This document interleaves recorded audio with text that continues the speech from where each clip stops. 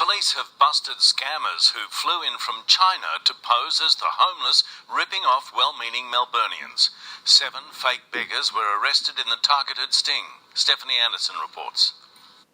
Slumped on the footpath, begging for cash, a confronting sight, but it's all a scam. They're not vulnerable people.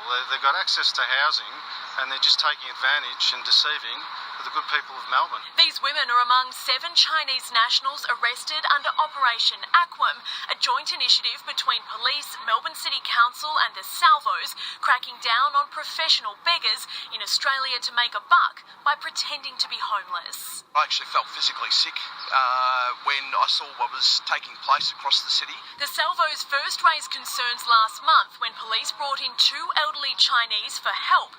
Officers then swooped earlier this week, arresting 5 women and 2 men aged between 65 and 72. Investigators say they're here on tourist visas, staying in city accommodation. Their clothes have patches sewn on to make them look tattered, and they had receipts for Australian cash being exchanged for Chinese currency. They all indicated that they wanted a return ticket to China. Only one accepted support offered by the Salvation Army, while close to $1,000 was seized during the 2-day sting.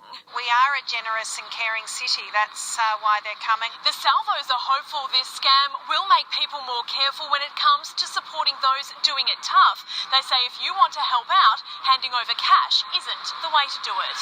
If you feel comfortable doing it, buy them a cup of coffee, buy them a sandwich, direct them to services. But as authorities continue to investigate, Melbourne is being urged to not harden its heart against those genuinely sleeping on our streets. You should not ask for something you don't need.